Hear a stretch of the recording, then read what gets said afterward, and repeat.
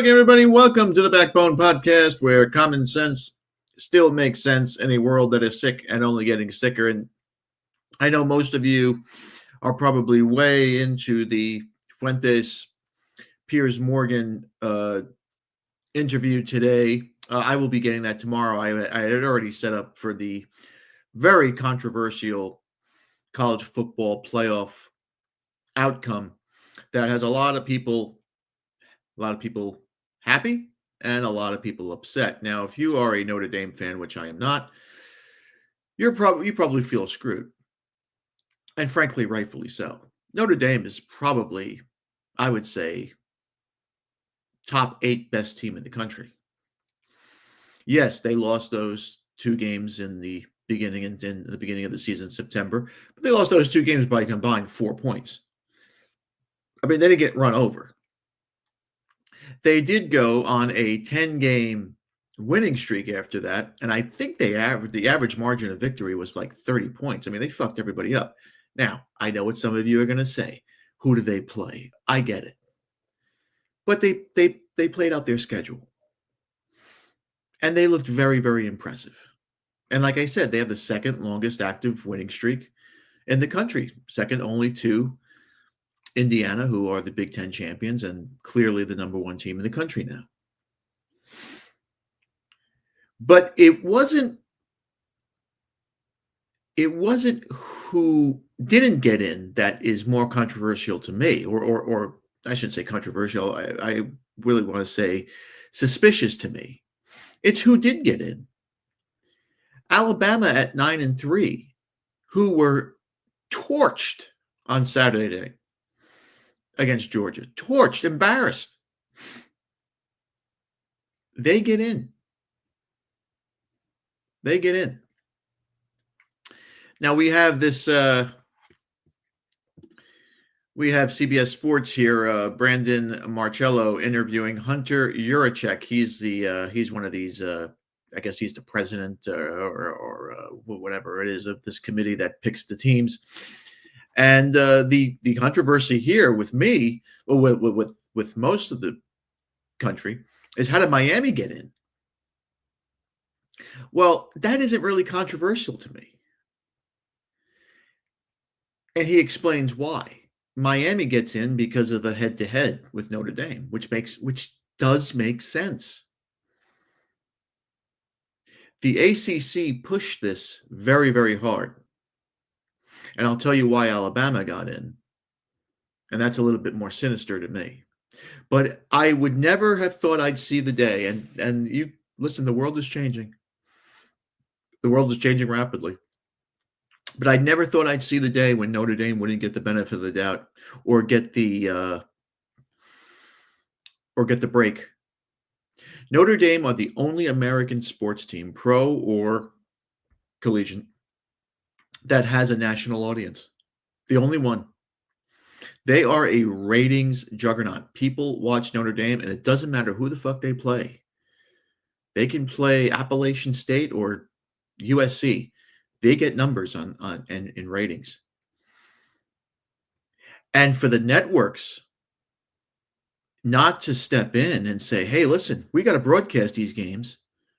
We want to see Notre Dame. Miami doesn't have the same following Notre Dame does.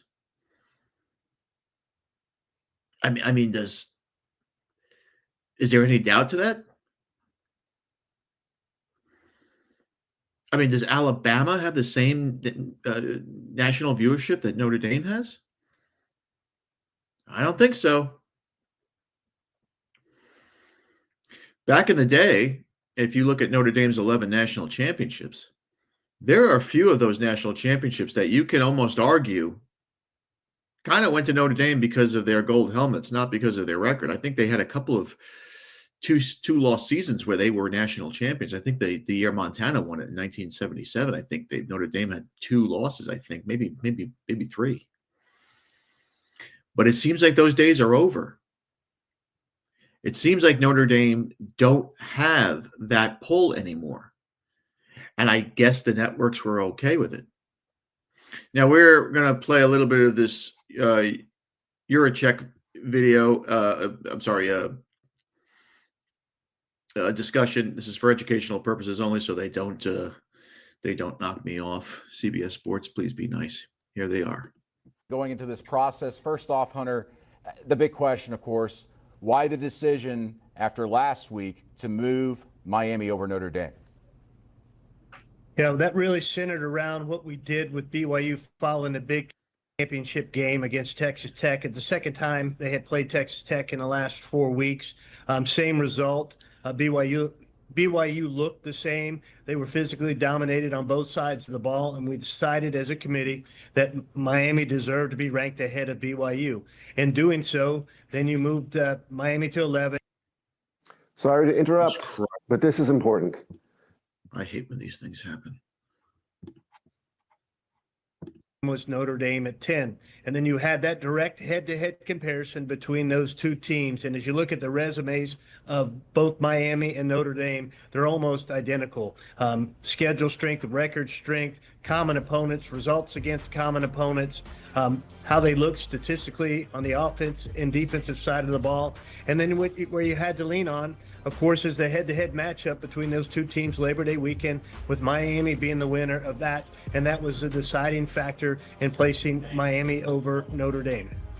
Going back to last week, why wasn't Miami over Notre Dame last week if obviously no results had really changed between the two?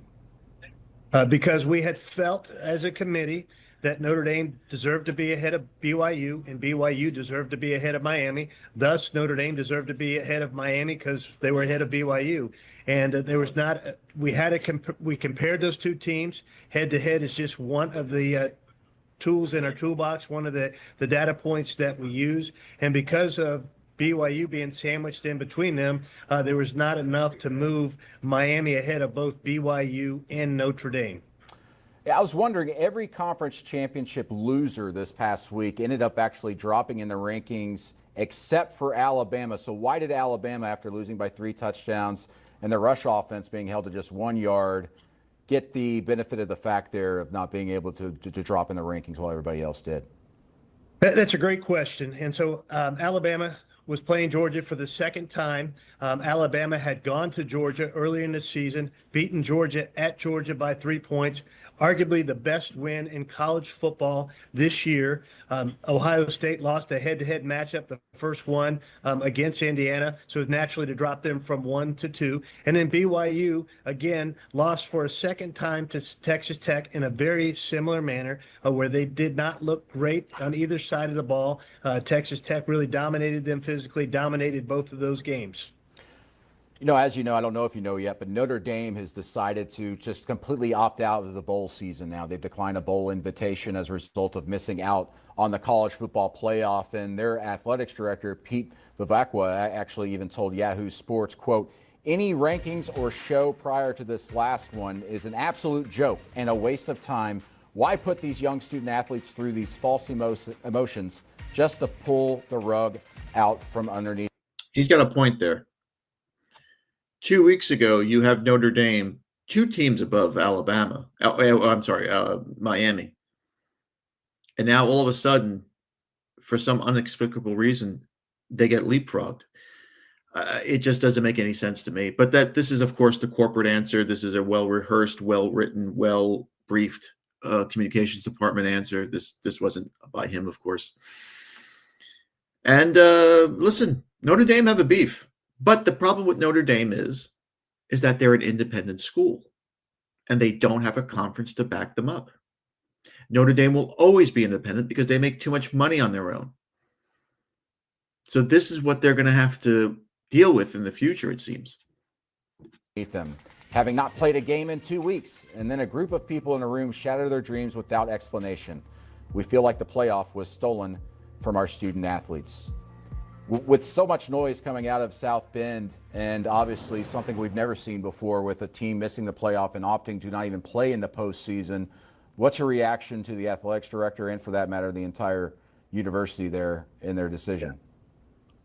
I think for the reason that Pete outlined there, and I have a lot of respect for Pete, and he's a wonderful athletic director, is why we stayed up as a committee into the early morning hours, almost 3 o'clock in the morning, and came back at sunrise and continued to debate Alabama versus Miami versus Notre Dame. What we knew as a committee, based on how the championship games played out, that we had three deserving teams, but only 2 spots for those three deserving teams. Someone was going to feel just like Notre Dame felt as the results came out, whether that be Notre Dame, Miami, or Alabama. And unfortunately, it was Notre Dame. And I feel for those young men on that campus, but I was going to feel for young men, and as was our. Sure, you did. There is no reason Alabama should be in this playoff. That's my opinion. No reason whatsoever.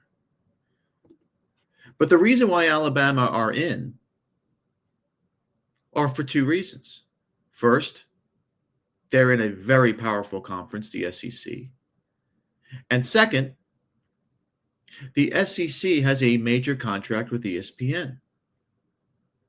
ESPN, if you noticed all last week, were lobbying Alabama. It's all network. Conferences put pressure on these networks to showcase their teams. They want the playoff to be a showcase for the SEC and for the Big Ten. Now, the Big Ten has a reason to, because they have the 2 best teams in the country. We could possibly see, as I said last week, this might have been part 1 of Indiana, Ohio State. But the SEC is an immensely powerful conference. And I'm speculating here. I'm speculating that they put enormous pressure on these networks to get them into this playoff. It's Alabama.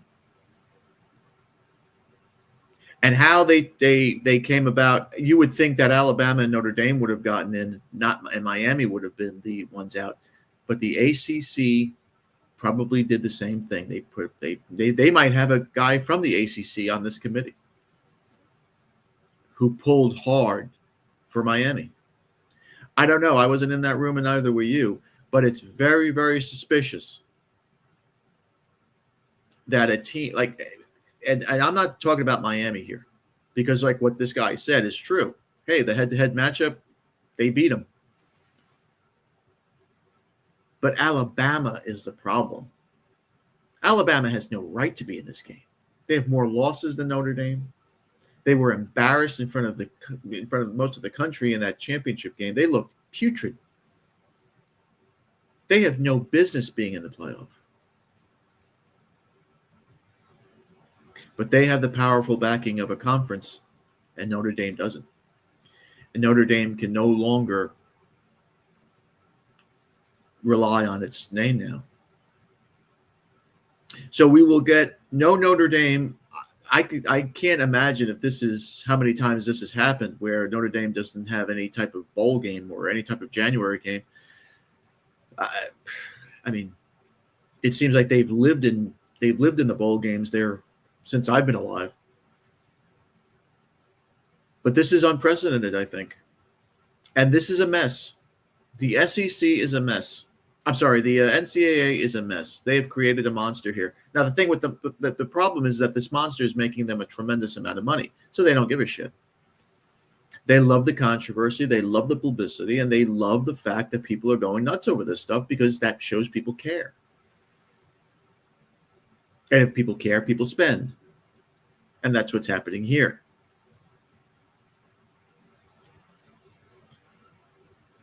Notre Dame got screwed in the long run.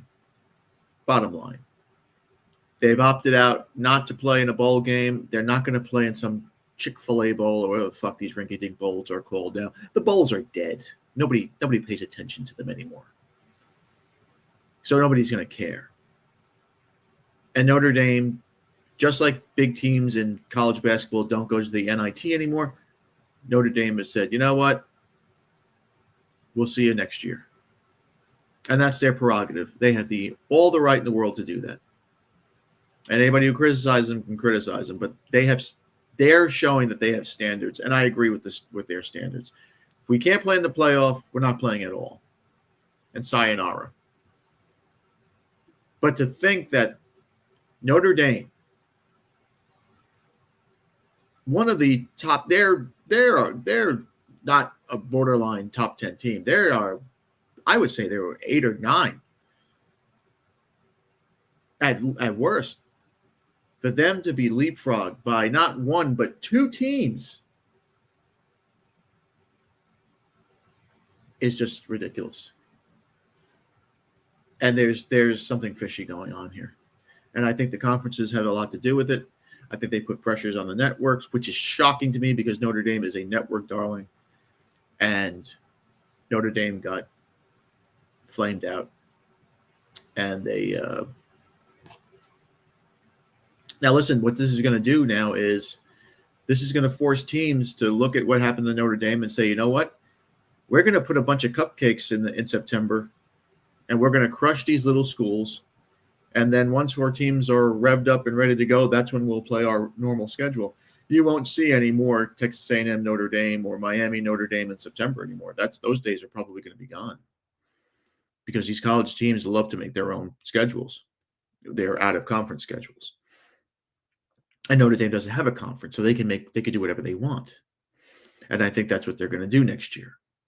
They're going to put a bunch of cupcakes in September, and then they're going to roll everybody, and then they're going to play their normal rivalry games like Stanford and USC and yada, yada, yada. But Notre Dame are pissed. They have a right to be. They should be in the playoff. The playoff would be better with Notre Dame in it. Would Notre Dame have won? No. I mean, they were in the weren't they in the championship game last year? Or in the semifinal, at least? I mean, this is just very bad. It's a very bad look for the NCAA. And, I mean, it's going to be a great playoff anyway. You have some great matchups here. But Alabama, no way they deserve to be in there. That Notre Dame got hosed. And that's my 2 cents. Thanks again for watching. Please like, subscribe, comment, and share. Remember, my friends, Satan is always busy. Be a man, have a backbone, because masculinity and common sense are worth standing up for. And just remember, if it ends in an ism, it's a mental disorder. We'll see you later.